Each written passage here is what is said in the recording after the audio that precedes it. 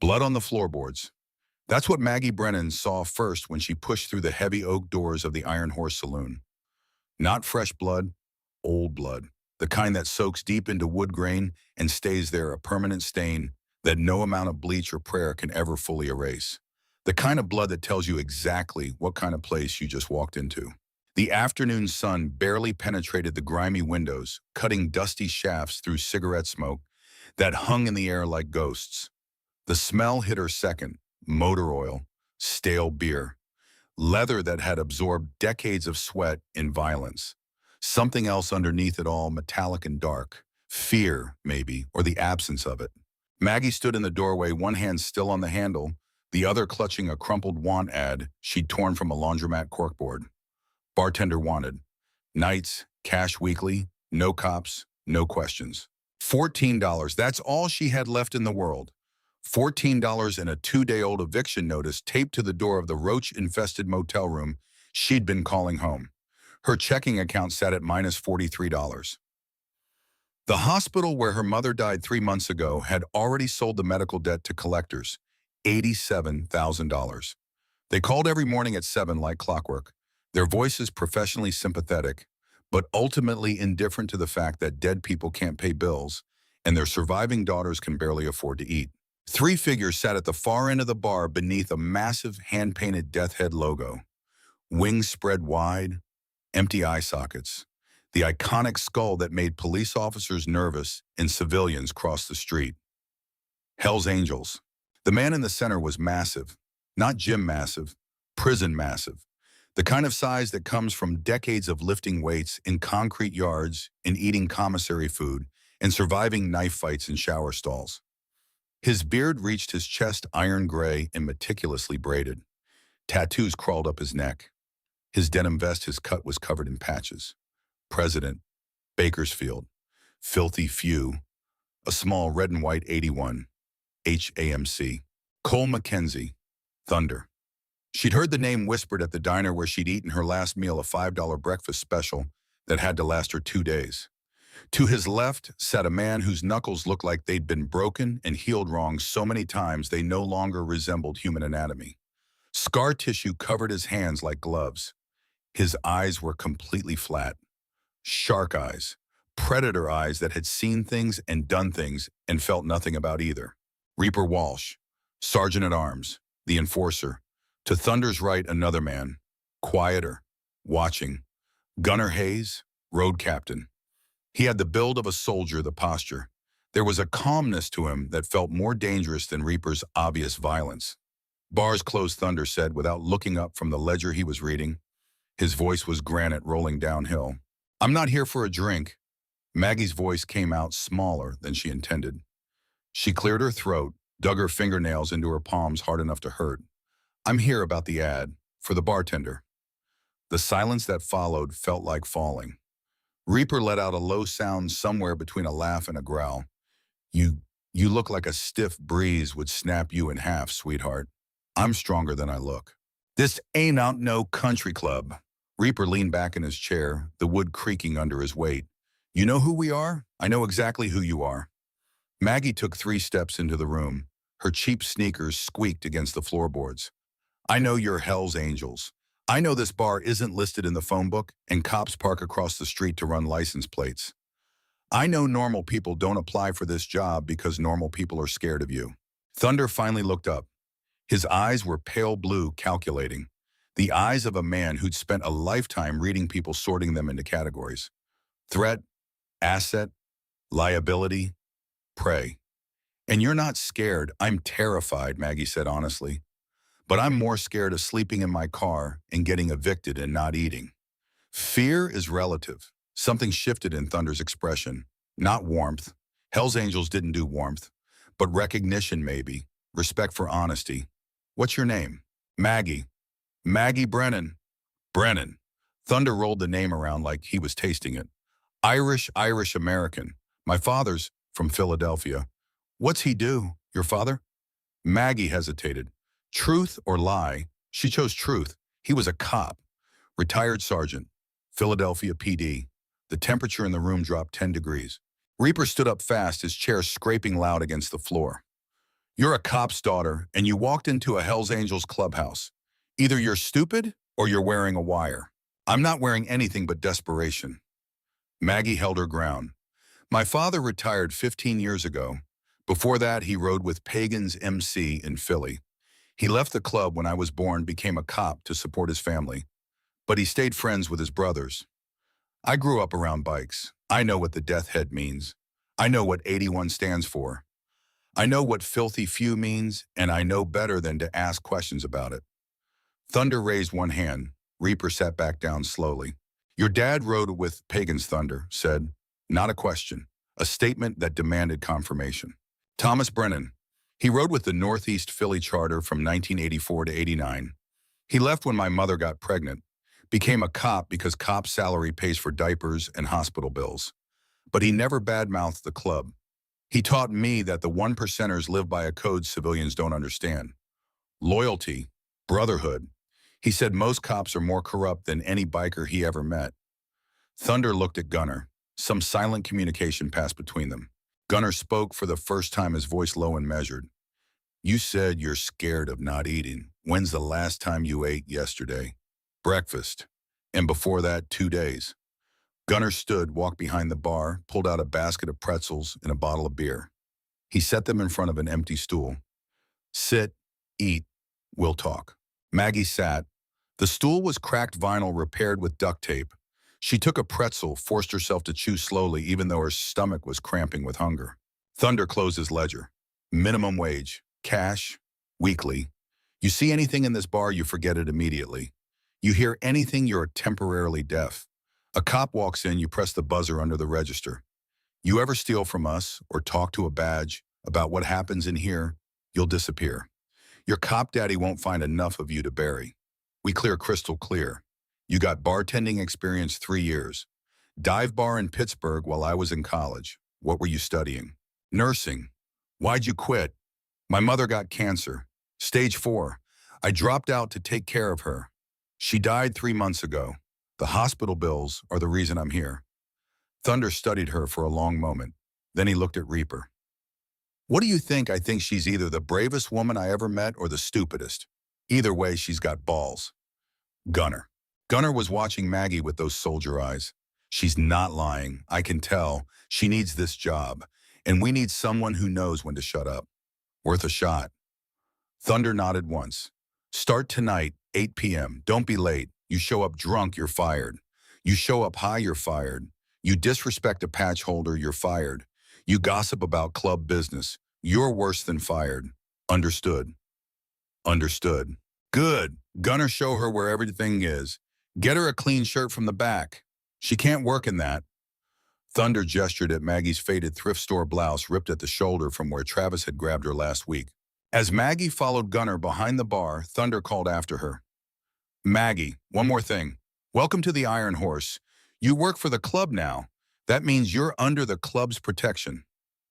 Anyone gives you trouble, you tell me. Nobody touches what belongs to the Angels, ever. The weight of those words settled over her like a coat. Protection. She hadn't felt protected in years. The Iron Horse at night was a completely different animal than the quiet, empty bar she'd walked into that afternoon. By 8:30, the place was packed with humanity that existed entirely outside the boundaries of polite society. Fully patched members lined the bar and filled the tables, their cuts on display like uniforms. Prospects scurried around fetching beers and emptying ashtrays, their eyes down trying to prove their worth. Hang-arounds lingered at the edges, hoping for a chance to become prospects.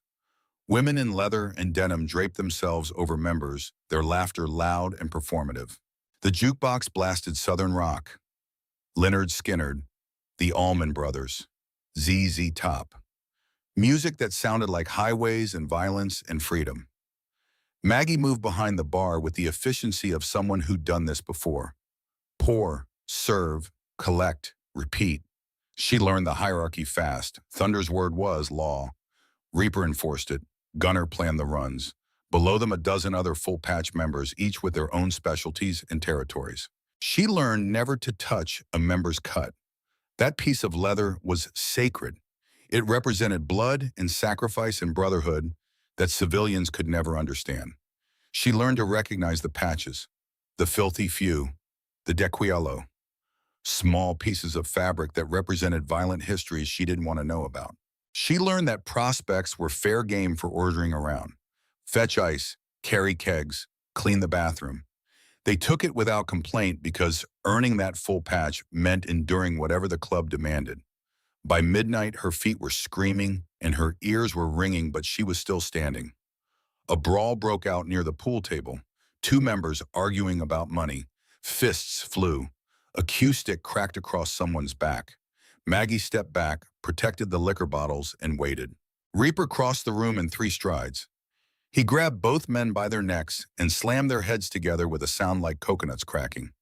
Then he dragged them both out the back door into the alley. The bar erupted in laughter. Business as usual. At 2 a.m., Thunder called last call. The crowd slowly filtered out. Engines roared to life in the parking lot. The thunder of modified Harleys shaking the windows, rattling the beer signs. Gunner helped Maggie clean up stacking chairs and sweeping broken glass. He moved with the precision of someone who'd performed these same tasks in military barracks long ago. "You did good tonight," he said quietly. "Most civilians quit after the first fight. I've seen worse." "Yeah." He paused, leaning on the broom. "Where?" Maggie thought about Travis, the way he'd put his fist through the wall next to her head, the way he'd grabbed her throat and squeezed until black spots danced in her vision, the way he'd apologized after crying, promising it would never happen again. It always happened again. "Doesn't matter. I'm here now." Gunner nodded like he understood exactly what she wasn't saying. "You got a ride home? I'll walk." "Like hell you will." 2 a.m. in Oildale, not happening. He pulled a $20 bill from his pocket and tucked it under a beer mug. "That's your cab fare. Take it. It'll be there every night. You get home safe or Thunder will have my ass." Something broke inside Maggie's chest. Kindness. From an outlaw. From a man whose hands had probably killed people. It didn't make sense, and yet it made perfect sense. "Thank you. Don't thank me. Just get home safe." The cab dropped her at the motel at 2:30. Her room smelled like mildew and cigarettes from previous occupants. The eviction notice was still on the door, but in her pocket was $140 in cash. Tips and her first night's pay. Enough to buy another week in this dump. Enough to buy groceries. Enough to breathe. She counted it twice just to make sure it was real. Then she hid it under the mattress and collapsed onto the bed fully clothed. For the first time in 3 months, she slept without nightmares. Weeks bled into months. Summer arrived with suffocating heat that turned Bakersfield into an oven and the Iron Horse into a sweat-soaked pressure cooker. The bar's ancient air conditioning wheezed and died in early June. Thunder refused to fix it. "Real bikers don't need air conditioning," he said. "They need beer and Brotherhood." Maggie learned the rhythms. Monday nights were dead. Tuesday through Thursday picked up. Friday and Saturday were chaos. Sunday was church. Not religious church. Club church.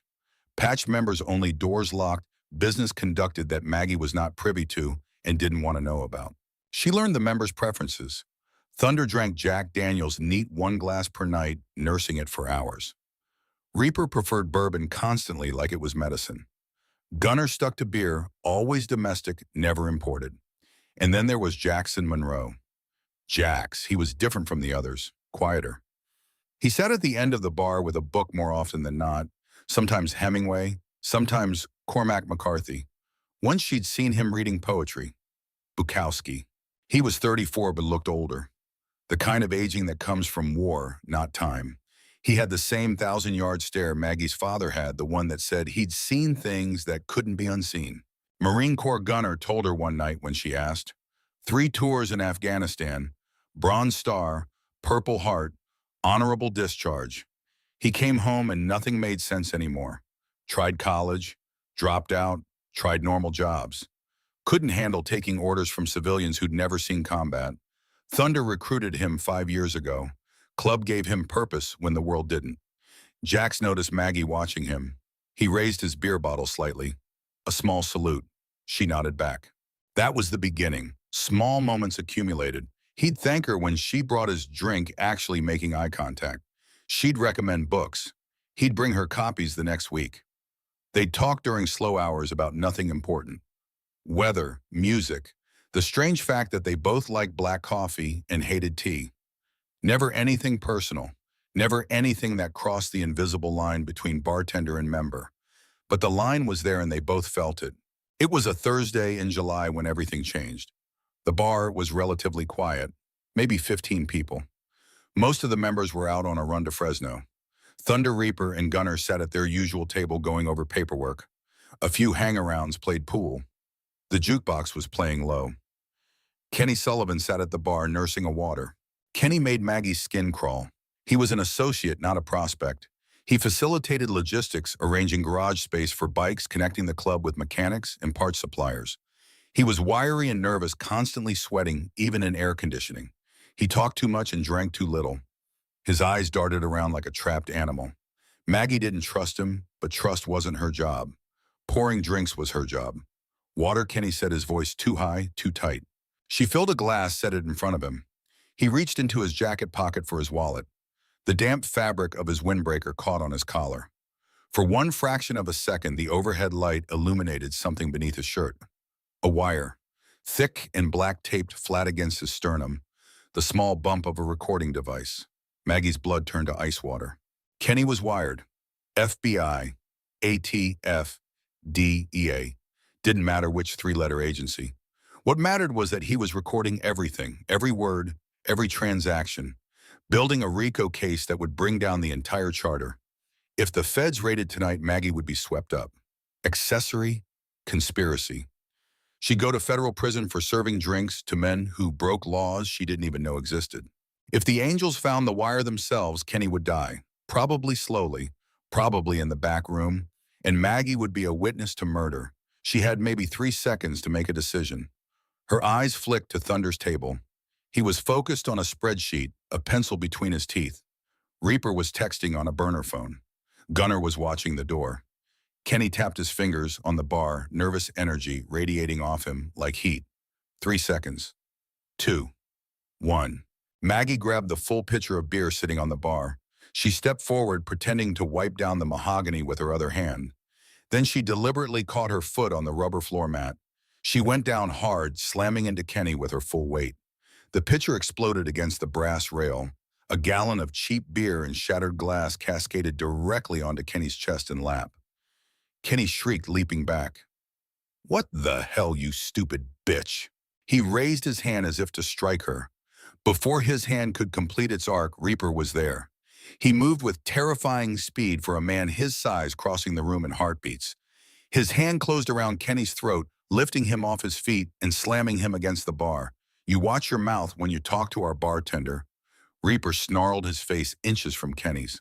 "I'm so sorry," Maggie stammered, playing the clumsy girl perfectly. "I tripped. I'm so sorry, Kenny. Let me get a towel. Take off your jacket. I'll dry it." "No." Kenny panicked violently, shoving her away and clutching his soaked chest. "Don't touch me. I'm fine." His overreaction cut through the noise like a gunshot. In a room full of apex predators, a bleeding sheep might as well have rung a dinner bell. Thunder stood slowly. The jukebox seemed to fade into background static. Every single person in the bar turned to look at Kenny. "Take the jacket off," Kenny Thunder commanded. His voice wasn't loud. It didn't need to be. "It's just beer, man. I gotta get home and change." I said. Thunder took one step forward. "Take the jacket off." Kenny bolted. He shoved Reaper, making a desperate sprint for the heavy oak doors. He didn't make it 5 feet. Gunner intercepted him with the precision of a linebacker, his forearm catching Kenny across the collarbone. They crashed to the floor. In the struggle, Kenny's soaking shirt ripped open. The black wire, the blinking red light of the microphone, exposed for everyone to see. The silence that followed was the silence of a graveyard at midnight. "Lock the doors," Thunder said quietly. Reaper flipped the deadbolt. The sound echoed like a judge's gavel. Gunner hoisted a sobbing Kenny to his feet and dragged him toward the soundproof back room. Kenny was pleading, crying, begging for his life. The words tumbled out in a panicked rush. "I didn't have a choice. They had me on tax charges. They were going to send me to prison. I got kids, man. I got kids." The heavy metal door to the back room slammed shut. Kenny's voice cut off instantly. The soundproofing worked. Thunder turned slowly and looked at Maggie. She was still standing behind the bar, holding a towel, her hands shaking. Shattered glass glittered around her feet like diamonds in hell. Thunder walked over. He looked at the broken pitcher, the puddle of beer spreading across the floorboards. The rubber mat kicked aside. Then he looked into Maggie's eyes. He knew. Thunder hadn't survived 40 years in the outlaw world by being stupid. He recognized a deliberate distraction when he saw one. She could have screamed rat and caused a panic. If federal agents were listening outside, that would have triggered an immediate raid. Arrests, chaos. Instead, she'd shorted out the wire, ruined the audio feed, exposed the informant without speaking a single incriminating word. She'd saved the charter. Thunder reached into his pocket, pulled out a thick roll of cash, peeled off $500 bills. He laid them on the dry section of the bar. "Go home," Maggie Thunder said softly. His tone was completely different from the gravel and granite voice she was used to. This was the voice of a father, a protector. "Take the back exit. Take a cab. Take tomorrow off. When you come back on Saturday, nobody mentions tonight. Ever." "I didn't see anything," Maggie whispered. "I know you didn't." Thunder nodded slowly with something that looked almost like respect. "You're a smart girl, Maggie. This club doesn't forget its debts. You saved us tonight. We owe you. And Hell's Angels always pay their debts." From the back room came a sound, muffled, brief, then silence. Maggie didn't ask. She picked up the $500, folded it carefully, and tucked it into her pocket. Then she walked to the back exit, pushed open the door, and stepped out into the alley. The night air hit her like a physical force, cool and clean after the suffocating atmosphere inside. Her hands were shaking so violently she had to clutch the brick wall to steady herself. She'd just facilitated the death of a federal informant. She'd crossed a line that couldn't be uncrossed. The old Maggie, the nursing student from Pittsburgh, the girl who'd held her mother's hand through chemotherapy and believed in rules and laws and justice, that girl was gone. The new Maggie had just traded a human life for $500 in the protection of the most dangerous motorcycle club on the planet. She thought about running, packing her bag, taking a bus to Seattle or Miami or anywhere that wasn't Bakersfield, starting over again. But even as the thought formed, she knew she wouldn't. Travis didn't know where she was. The debt collectors couldn't reach her here. For the first time in her entire adult life, she had powerful people who valued her, who protected her, who owed her. She'd walked into the Iron Horse looking for minimum wage and survival. She'd found something infinitely more valuable and infinitely more dangerous. She'd found family. Maggie pulled out her phone and called a cab. While she waited, she counted the $500 again, enough to pay rent for 2 months, enough to buy groceries, enough to breathe without drowning. The cab arrived. She gave the driver the address of her motel. As the car pulled away from the Iron Horse, she looked back at the building, the neon beer signs glowing in the windows, the motorcycles lined up like soldiers. Saturday. She'd be back on Saturday. Her new life had officially begun. The California summer was a living thing, a beast that breathed heat and dust and turned the Central Valley into something that resembled the surface of Mars. Bakersfield baked. Asphalt went soft underfoot. The air shimmered with mirages that made the highway look like water. Inside the Iron Horse, the broken air conditioning meant the bar was a sauna. Members stripped down to wife beaters and bandanas. Maggie worked in tank tops, her hair pulled back, sweat running down her spine. But she wasn't just surviving anymore. She was thriving. The dynamic had shifted after Kenny Sullivan. The members treated her differently now. Not with warmth. Hell's Angels didn't do warm. But with respect. The kind of respect earned through action, not words. Thunder had told her the club owed her a debt. In the world of outlaw motorcycle clubs, debt meant protection. It meant loyalty. It meant she was no longer just hired help. She was something more. Gunnar Hayes proved it every night. The $20 cab fare appeared under the beer mug like clockwork. But now he also brought her food from the diner across the street. "You're too skinny," he'd say, setting down a burger and fries. "Eat." She learned his story in fragments. Army Ranger, 3 deployments to Afghanistan, a patrol in Kandahar province that went wrong, an IED that killed 3 of his brothers and left shrapnel embedded in his spine, chronic pain he medicated with whiskey and ibuprofen and riding 1,000 miles at a time. "Pain reminds me I'm alive when my brothers aren't," he told her one quiet Tuesday night. Club gives me purpose when the military couldn't anymore. These men understand sacrifice. Civilians don't. They thank you for your service and then forget you existed. Maggie understood. Her father had the same look. Thomas Brennan had done 13 months in Vietnam with the Marines, came home to protests and people spitting on soldiers. He'd never talked about the war, but she'd seen the nightmares. She'd heard him wake up screaming. My dad's a vet, she told Gunner. Vietnam. Marine Corps. Gunner's expression shifted. Kinship. Semper Fi. Your old man's a warrior. That's why you got steel in you. It's genetic. She met more members as the weeks passed. Each one a story. Each one damaged in ways that made them incompatible with normal society. Hawk Morrison was 61, a living legend who'd ridden with Sonny Barger in Oakland during the 70s. He had a white beard down to his belly and forearms covered in prison tattoos. He'd done 15 years in San Quentin for assault and never apologized for a single second of it. Society makes rules for sheep, Hawk told her, drinking whiskey at 10 in the morning. We're wolves. Different species. Can't expect a wolf to act like a sheep just because the sheep are scared. Stitch was the club medic, a former Army combat medic who'd been dishonorably discharged for reasons he never explained. He kept a medical kit behind the bar and had stitched up more knife wounds and gunshot injuries than most emergency room doctors. Hatchet was the enforcer under Reaper, a man whose nickname came from his weapon of choice. He was missing 2 fingers on his left hand and never explained how he'd lost them. Each member was a piece of a larger machine, a brotherhood built on violence and loyalty, and a code that outsiders would never comprehend. And then there was Jax. Jackson Monroe sat at the end of the bar on a Wednesday night in August, reading Blood Meridian for the 3rd time. The bar was quiet. Most of the members were on a run to Sacramento. Only a skeleton crew remained behind. Maggie wiped down the bar, working her way toward him. When she got close, he closed the book. You ever read McCarthy, he asked. No, too violent for me. It's not about the violence, it's about what the violence reveals, human nature. The judge in this book, he says that war is gone. That violence is the truest expression of human will. You think that's true? Maggie thought about Kenny Sullivan, the muffled sound from the back room. The fact that she'd slept fine that night, no nightmares, no guilt. I don't know, she said honestly. I think people are capable of terrible things when they're desperate or scared. I think violence is a language everyone understands, even if they don't speak it. Jax looked at her like he was seeing her for the first time. Really seeing her. You're not like other people. Neither are you. I did 3 tours in Afghanistan, he said quietly. Marine Corps, infantry. I've killed people.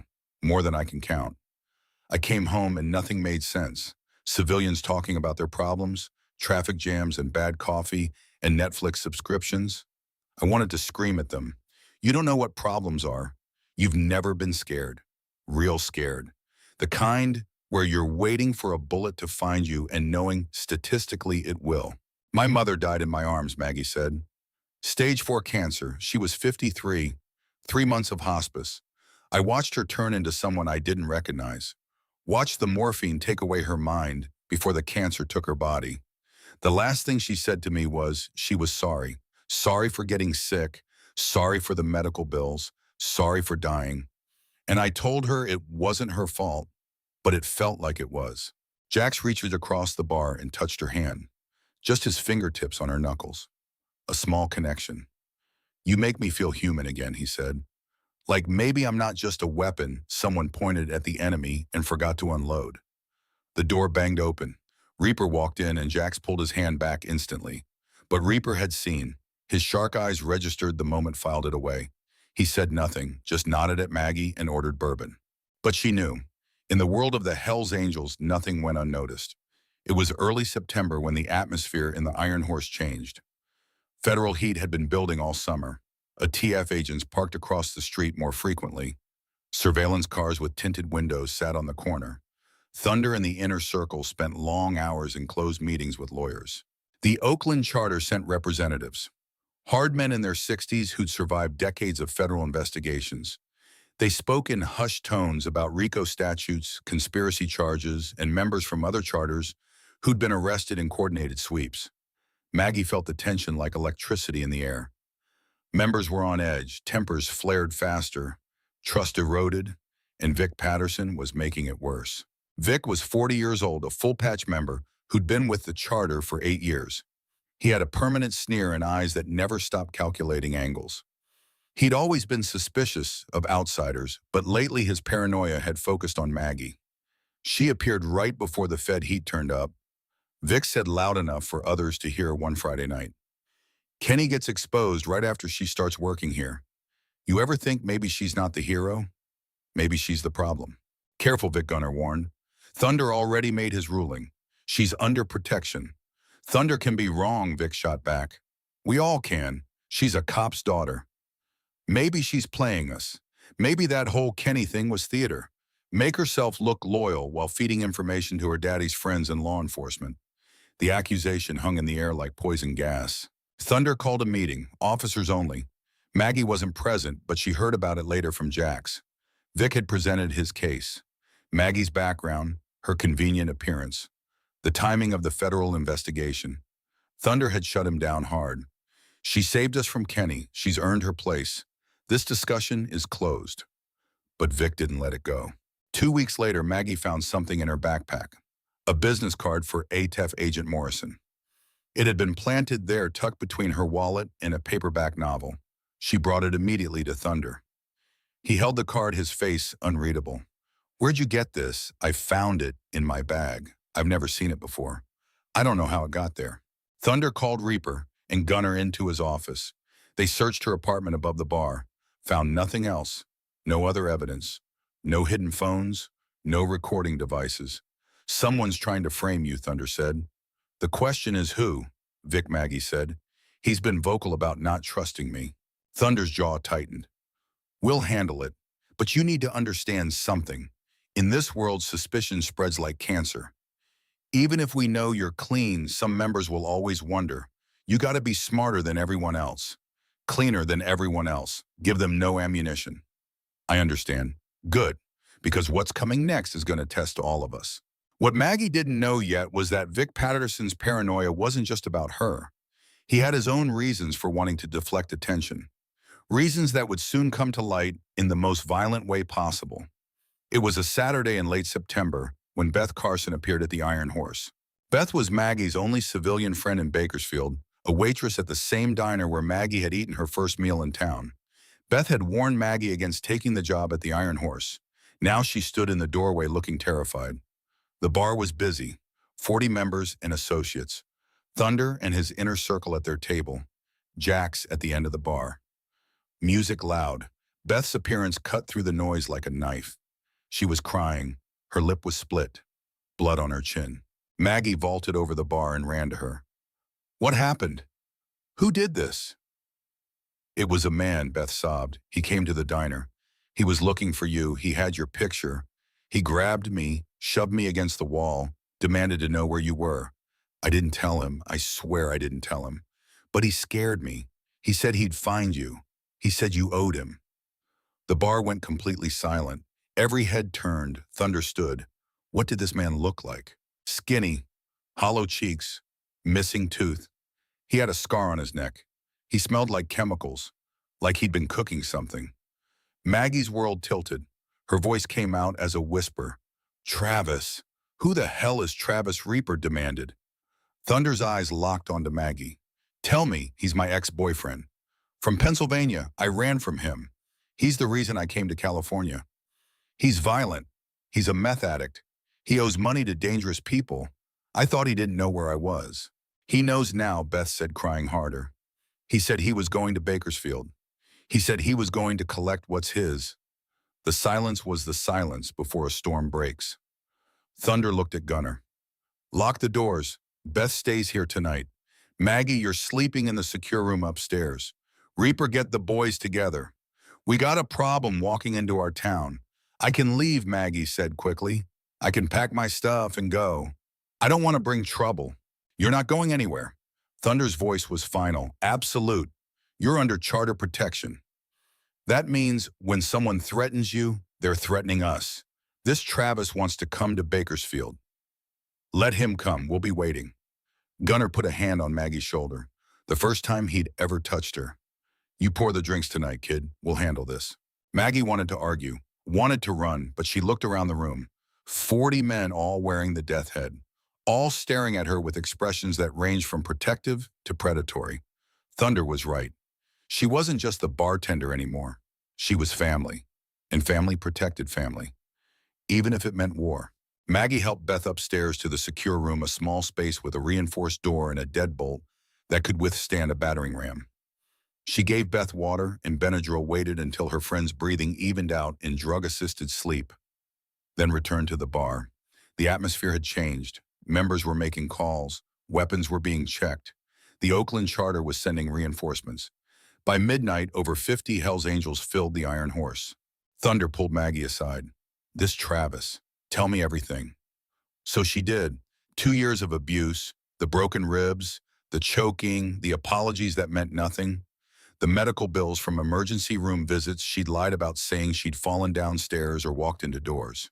The night he'd beaten her so badly she'd lost consciousness, waking up hours later on the bathroom floor in a pool of her own blood. The decision to run while he was passed out. $14 and a bus ticket to anywhere that wasn't Pennsylvania. When she finished, Thunder's face was carved from stone. "He's a dead man," Thunder said quietly. "He just doesn't know it yet." But events were already in motion that would complicate everything. Because Travis Holbrook wasn't coming to Bakersfield alone, and the man he was coming with had a very different agenda. The Iron Horse on Friday night felt like the calm before an execution. The atmosphere wasn't chaotic or loud. It was controlled, deliberate, dangerous. The jukebox had been unplugged hours ago. The heavy oak doors were propped wide open, letting the cool October air drift through the room. An invitation, or maybe a challenge. Over 50 fully patched Hells Angels filled the bar.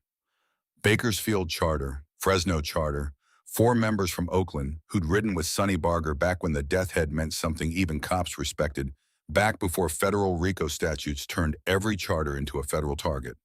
They weren't drinking heavily. They weren't playing pool. They sat at tables and lined the walls in their cuts, the winged skulls stark against denim, weapons concealed but accessible. Waiting. Maggie stood behind the bar, polishing the same whiskey glass for 20 minutes.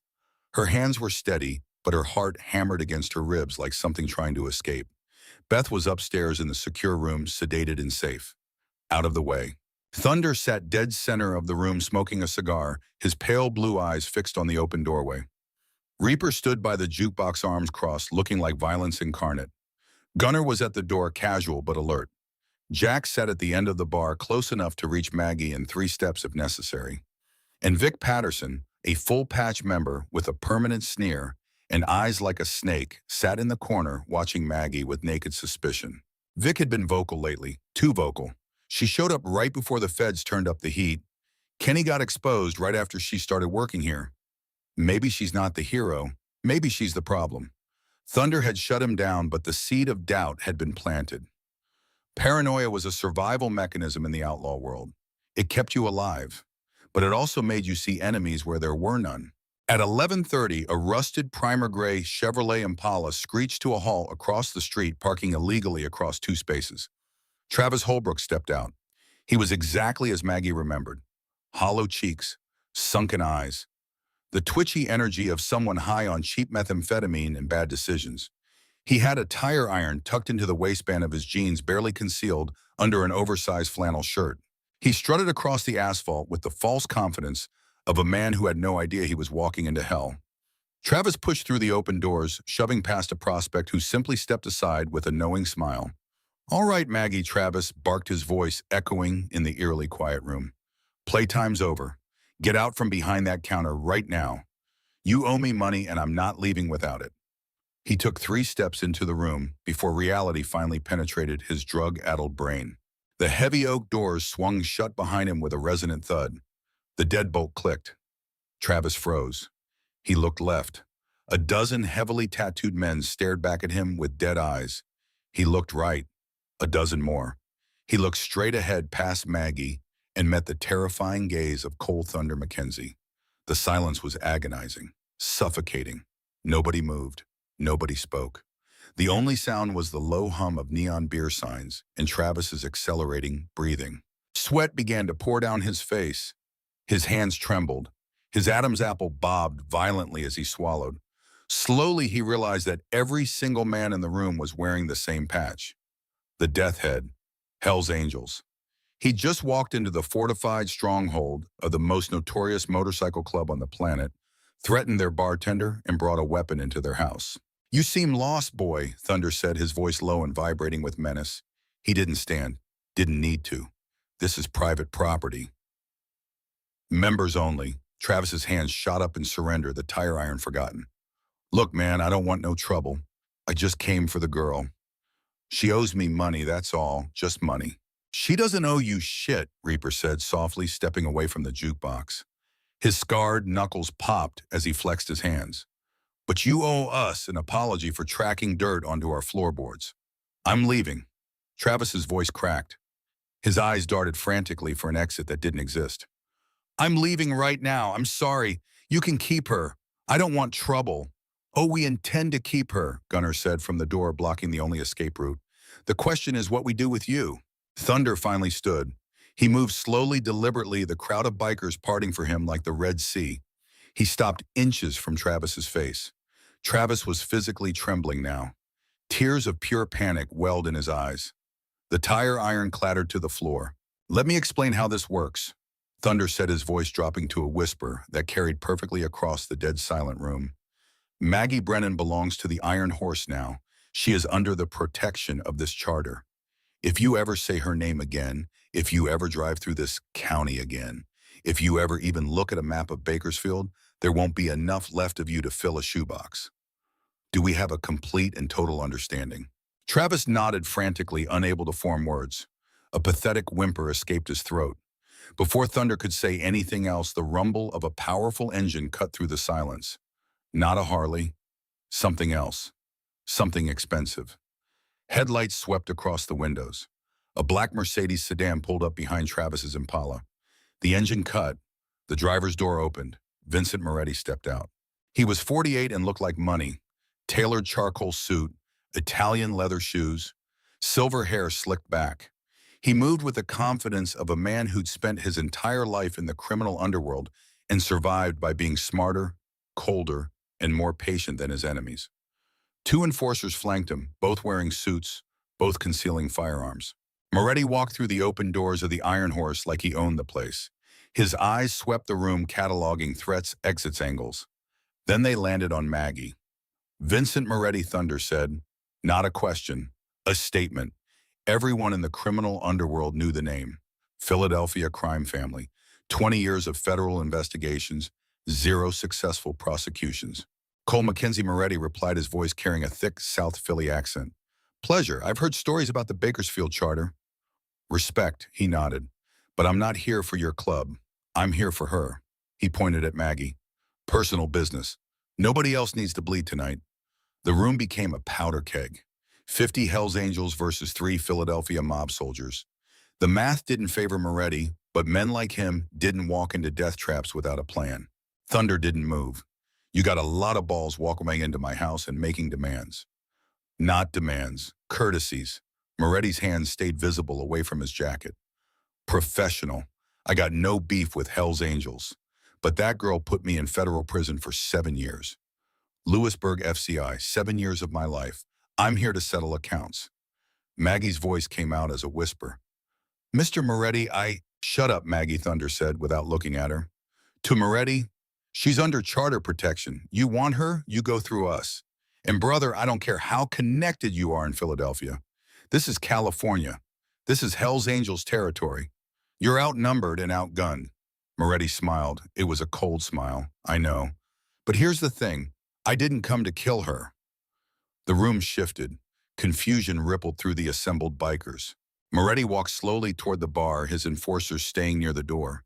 He stopped a few feet from Maggie, studying her face. 7 years, he said quietly. I had a lot of time to think in that cage. You were 19 years old, working tables at some dump in Pittsburgh. Wrong place, wrong time. You saw me put a bullet in Carlo Benedetto's head. The feds leaned on you, threatened you with obstruction if you didn't testify. You could have lied on the stand, saved your conscience. But you told the truth. You said you saw what you saw.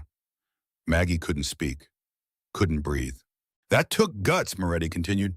I respect that. But it also cost me 7 years. So when I got out, first thing I did was find you. Wasn't hard. You're not exactly hiding well. Then why are you here? Thunder demanded. If you respect her, walk away. I would have.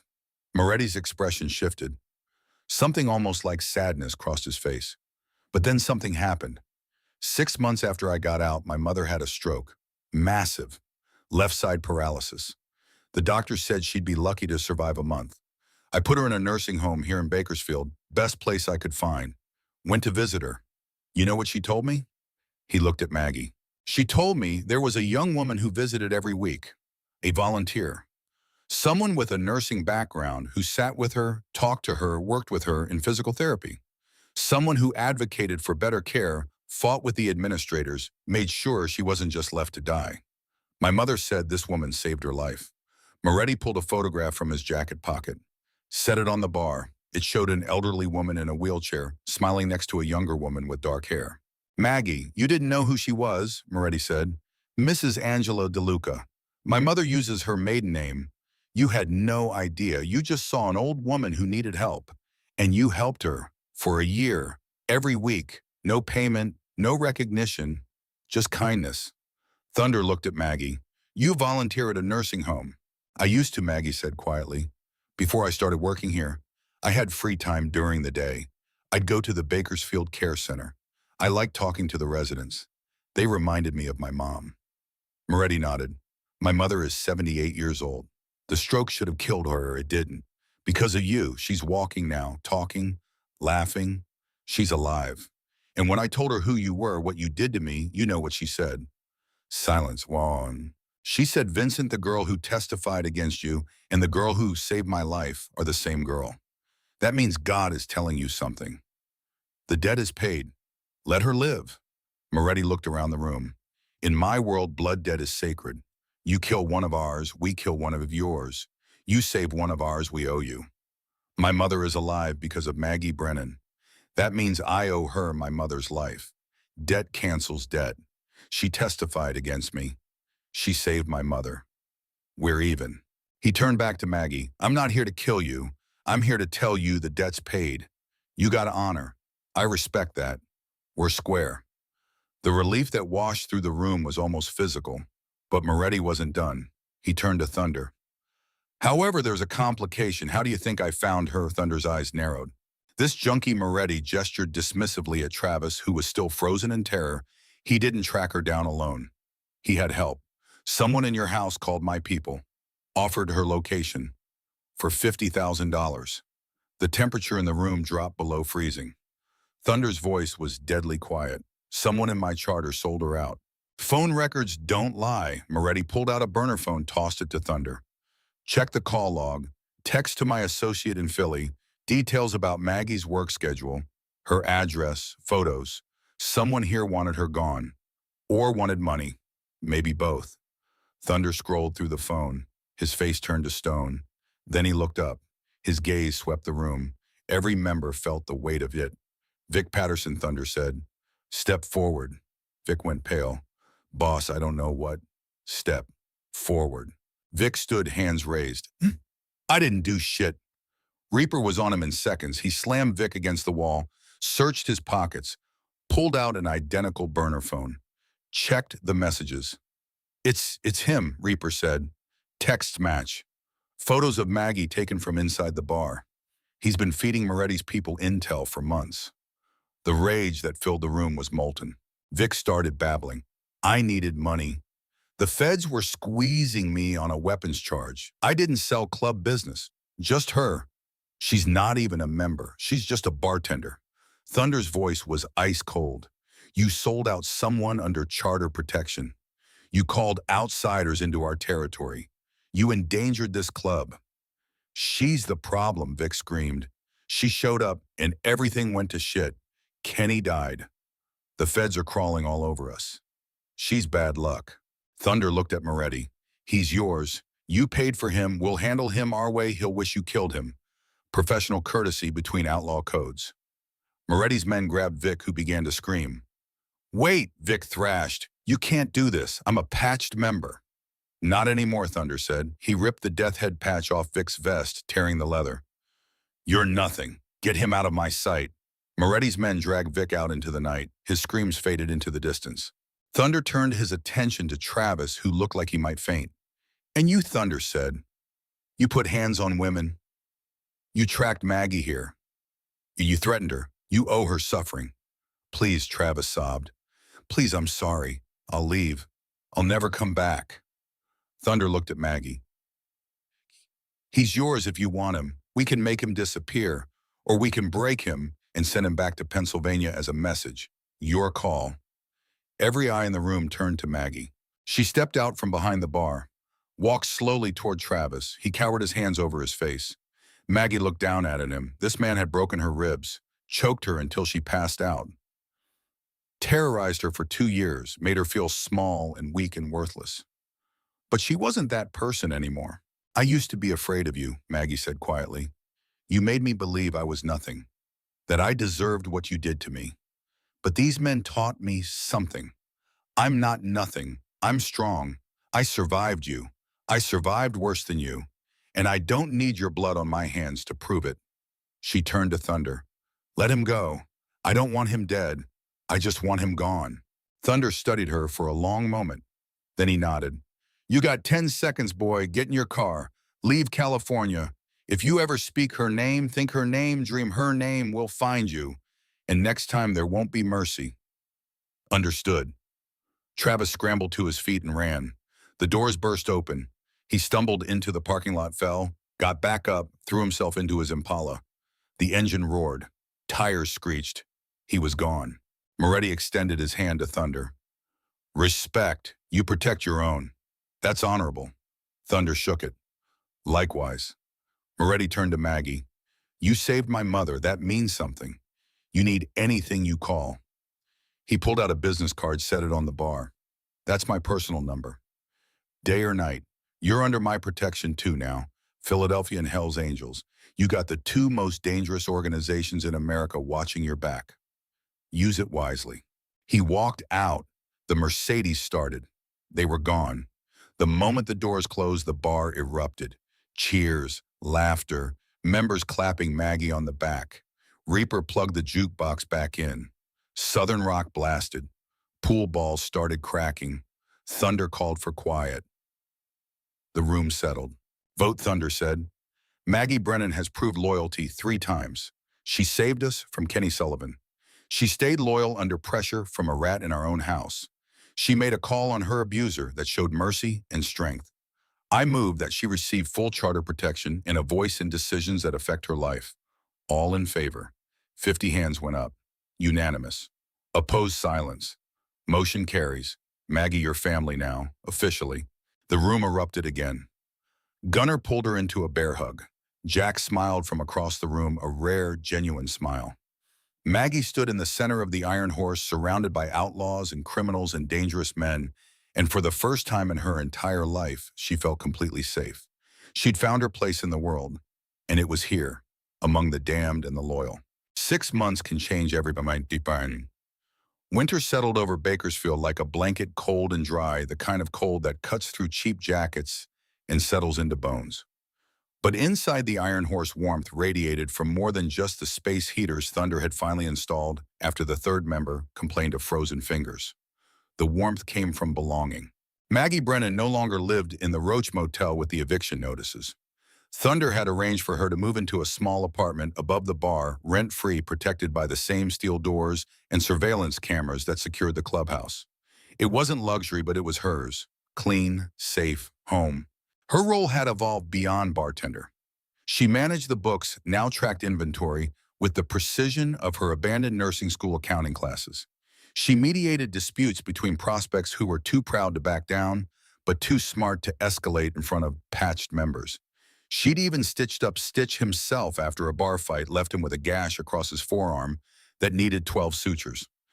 Ironic, Stitch had laughed as she worked, the medic getting patched up by the bartender. Former nursing student Maggie corrected, tying off the final stitch.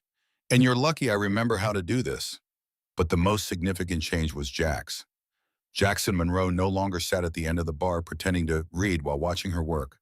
Now he sat beside her during the slow afternoon hours when the bar was empty, helping her reorganize the storage room, discussing books and music and the strange, fragile thing growing between them. Thunder had noticed. Of course he had. Thunder noticed everything. One Tuesday afternoon in February, he'd called Maggie into his office. The room was sparse. A desk, filing cabinets with locks, a map of California covered in pins marking charter territories. Sit, Thunder said. Maggie sat. Her heart raced. Office summons were never good news. Thunder leaned back in his chair, studying her with those pale blue eyes that missed nothing. Jax talks about you. A lot. And you look at him the way my wife used to look at me back before cancer took her. Before I knew what loss felt like. Maggie said nothing. Safer to let him talk. Club has a rule, Thunder continued. Bartender stays neutral, no relationships with members, keeps things clean, prevents drama. You understand why that rule exists, yes, sir? But rules exist to maintain order, and sometimes breaking a rule creates more order than enforcing it. He paused. Jax came home from war broken.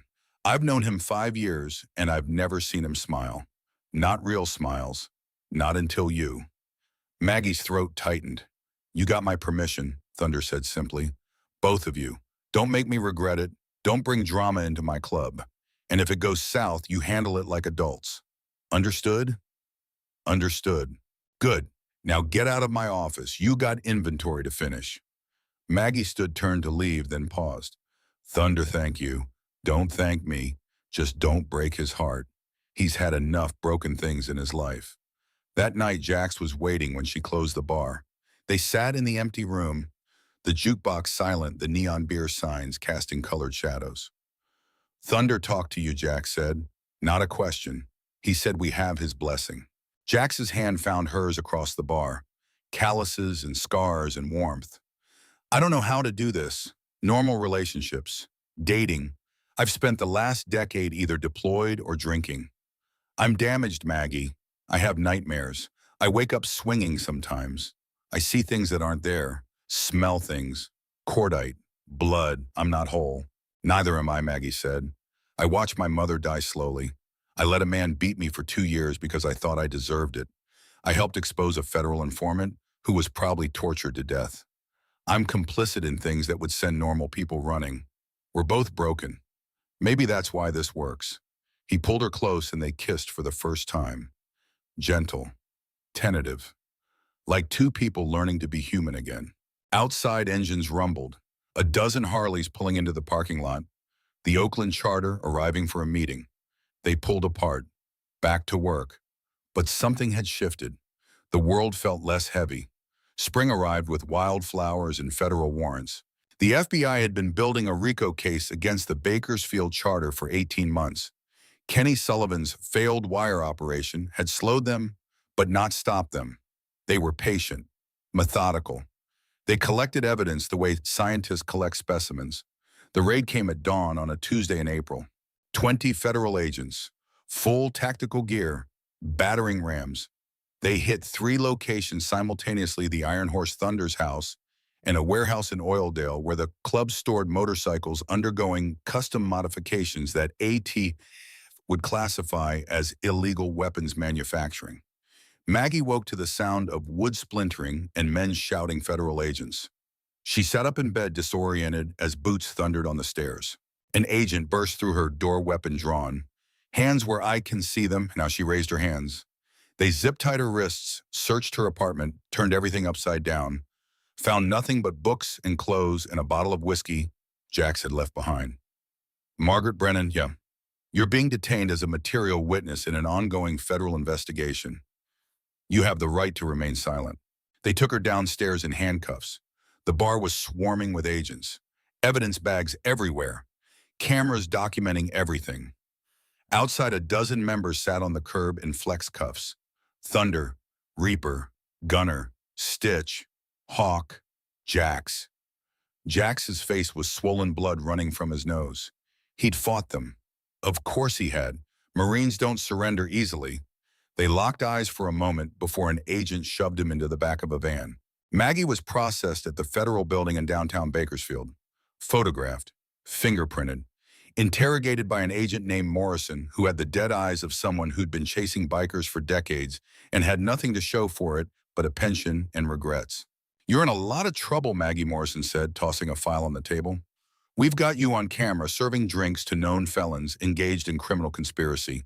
We've got financial records showing you handled cash transactions that violate federal money laundering statutes. We've got testimony from confidential informants that you witnessed criminal activity and failed to report it. I want a lawyer." "You don't need a lawyer if you cooperate. Help us put away Cole McKenzie and the leadership, and we'll make this go away. You'll walk, clean record." "Fresh start." Maggie said nothing. "You're 26 years old," Morrison pressed. "You've got your whole life ahead of you. Don't throw it away for these men. They don't care about you. You're just the help. Expendable. I want a lawyer." Morrison sighed. "Suit yourself. Enjoy federal detention." They held her for 72 hours. No bail. Material witness hold. She sat in a cell with 3 other women, all facing drug charges, all looking at decades in federal prison. On the 3rd day, a lawyer appeared. Not a public defender, a real lawyer. Expensive suit, leather briefcase. "Ms. Brennan, I'm David Kessler. I represent you. I didn't hire you. Vincent Moretti did. You saved his mother's life. He takes debts seriously." Kessler pulled out paperwork. "The federal case against you is weak, circumstantial. You're not a member of the club. You're an employee. Serving drinks isn't a crime. Handling cash isn't money laundering unless they can prove you knew the source was criminal. And they can't." "What about the others?" "Cole McKenzie, Reaper Walsh, and 4 other members are being held pending trial. Federal racketeering charges.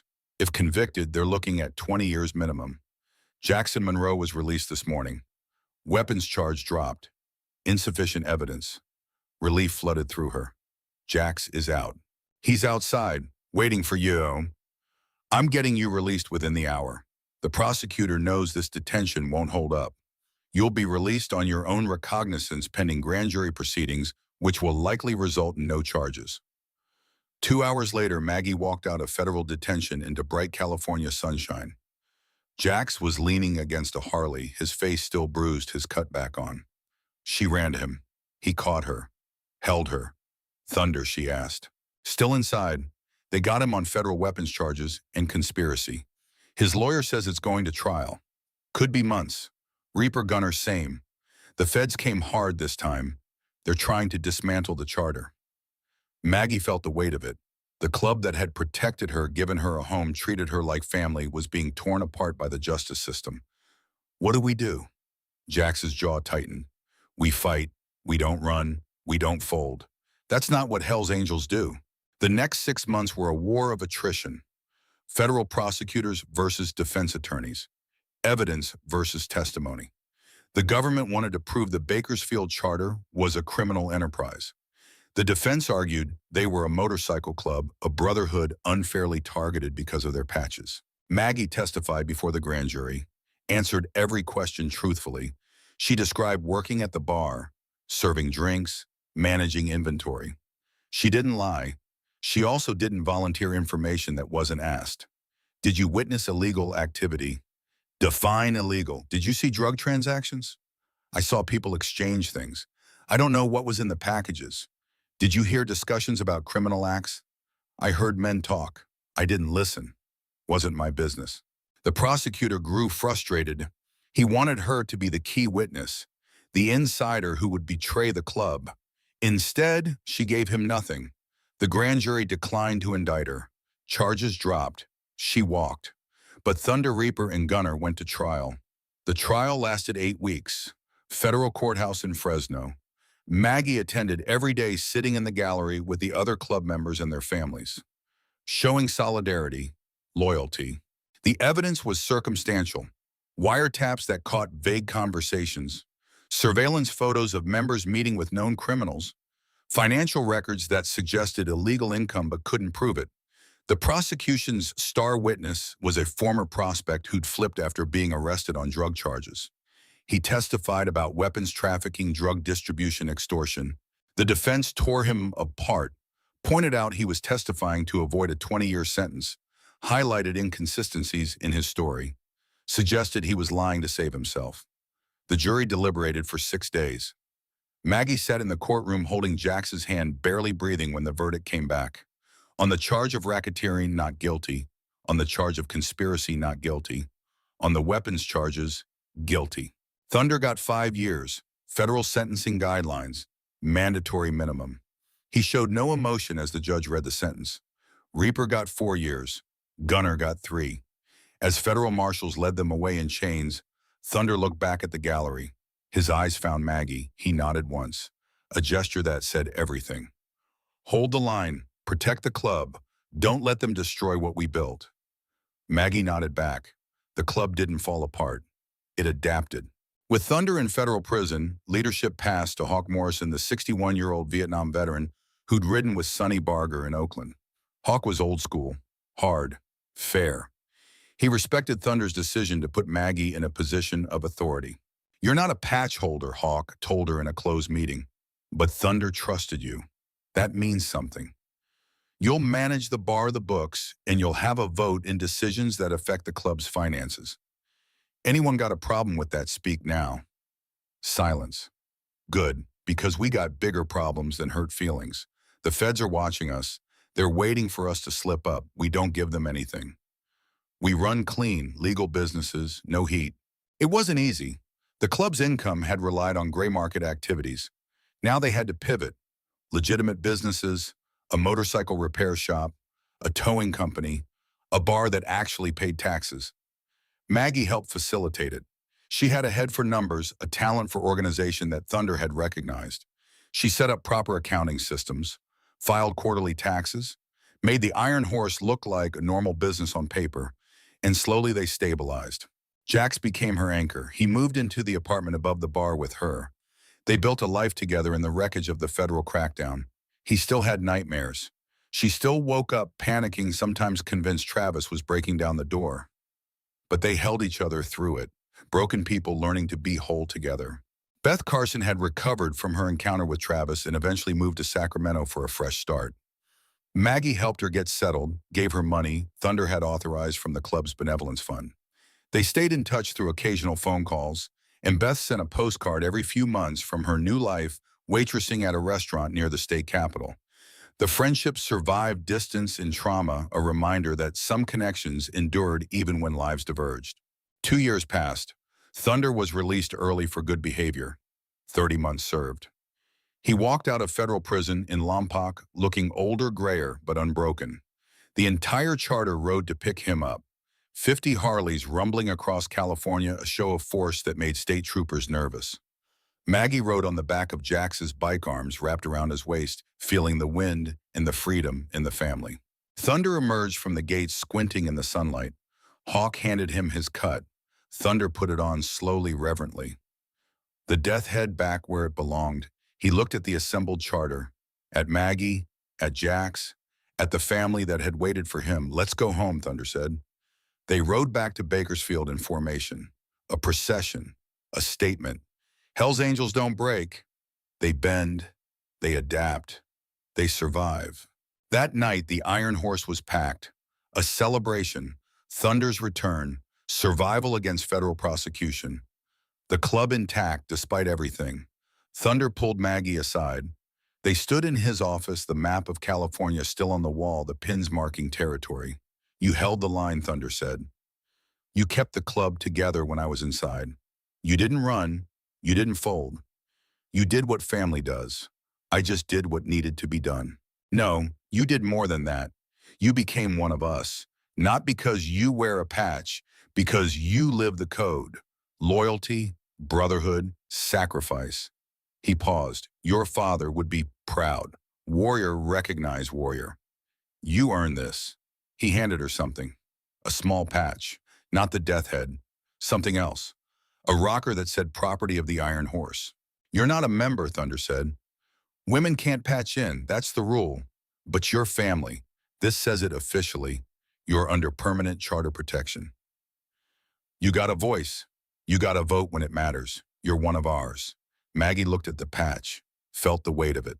The history, the meaning. "Thank you. Don't thank me. You earned it. Now get back out there.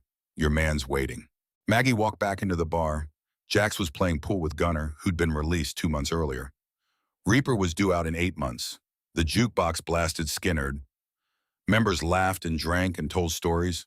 Old-timers like Hawks shared war stories with younger members. Prospects fetched beers and listened, learning the code. Maggie stood behind the bar, pouring drinks, watching her family. This strange, violent, loyal tribe that had taken her in when she had nothing.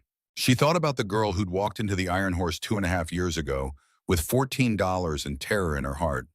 That girl was gone, burned away by fire and blood and choices.